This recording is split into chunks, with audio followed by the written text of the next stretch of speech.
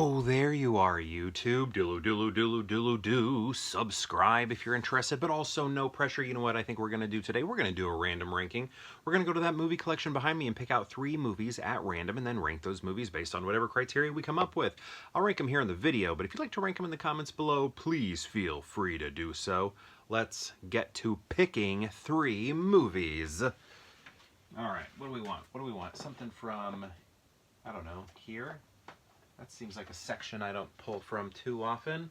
Maybe bring it down to this film, and then maybe one of these. Let's see what that gives us.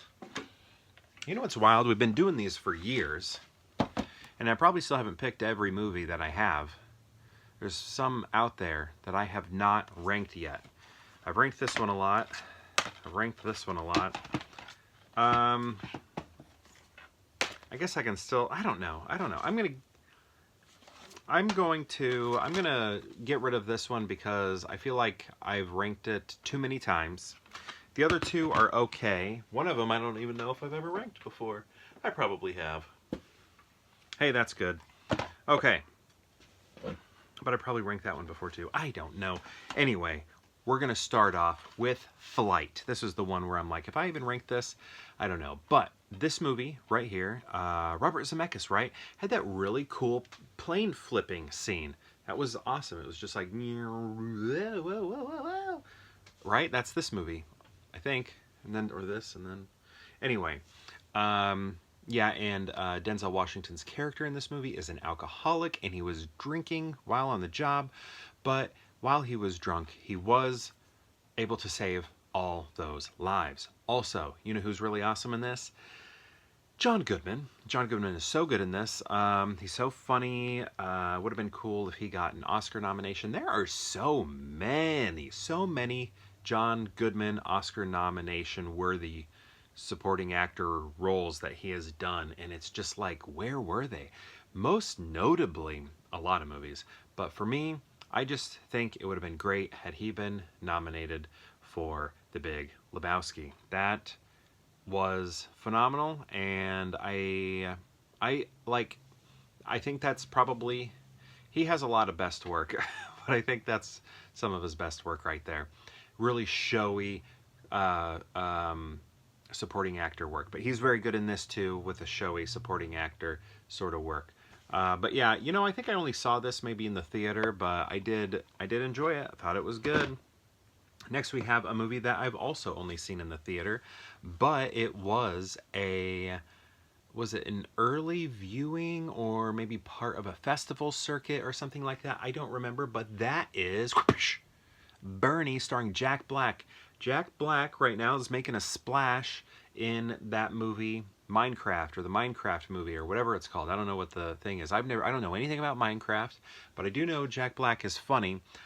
He does all sorts of blockbusters now, right? He's just like knocking it out of the park with stuff like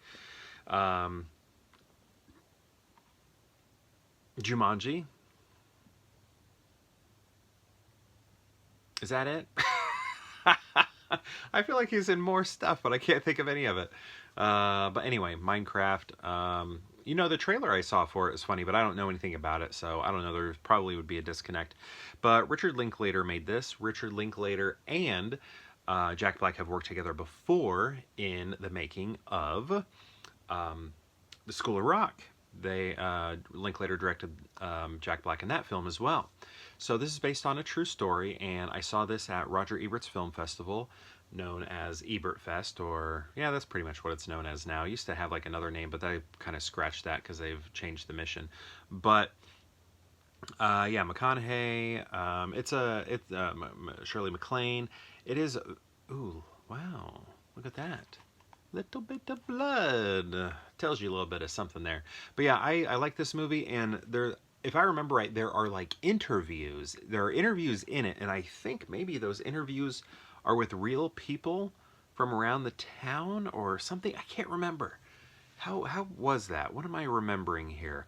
I remember there are like these interview segments, you know, like talking head sort of things, but I can't remember if the people are real or fake or if it's a mixture of both. But Jack Black was supposed to be at Ebert Fest, but he couldn't do it because the storm was too strong in his plane, couldn't get it, so he couldn't make it. So he did a Q&A via satellite or whatever it is they did. So yeah, we didn't. I didn't get a chance to meet him, unfortunately, but I did meet Richard Linklater, and he was a very cool dude. And he signed my copy of School of Rock, and he was awesome. He wanted to talk to me. He was like having a conversation with me. It was just kind of like weird because I just thought he might be too busy for me, But I was just like, "Excuse me, sir, would you mind signing this?" And then he was like, "Oh, I've never seen this edition before. This is really cool." Told him where I got it, and then we started talking about, this, because I was like School of Rock for my picture, and then he's like, "I'm from Texas, and we do this for a Longhorn Bowl or something like that, some sort of college team." Anyway, he just kept talking to me, and it was like, this is amazing. This is amazing. Next, we have Rebel Without a Cause, James Dean. First time I saw this was with my aunt. She loves James Dean. I remember when she was a teenager, I believe she drove out to Indianapolis, or not Indianapolis, Indiana, to see his grave. And yeah, handsome dude, right? Gone too soon. This movie here, I just remember I just remember Plato's death scene the most. That's always what has stood out to me the most out of everything, because I think there were no effects. Like, he just like grabbed himself and then like fell down the stairs or whatever. And I was like, as a little kid, I was like, what the, yeah. And I, look at that, Natalie Wood, man. So yeah, I don't know. I feel like that's always the part that stood out to me. But we do know it is a classic, wonderful classic. So how are we going to rank these movies? What do you think? Is Flight number 1? Is Bernie number 1? Or is Rebel Without a Cause number 1? I think I know what I'm going to do. I think I'm actually going to go Rebel Without a Cause number 1. It's that classic, can't be beat. Actually, I've had movies beat it before when I've pulled it.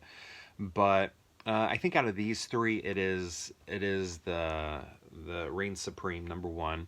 And then I'm going to go Bernie, and I think a lot of that is just the experience I had watching the movie at Ebert Fest. And then Flight, while I did really enjoy lately with Zemeckis films, there's just always something that feels a little maybe overlong about them, or just missing the mark barely, sort of thing. I always feel this way also with James Mangold. There's always just a little something that makes it feel like, we almost had an all-timer. We almost had an all-timer.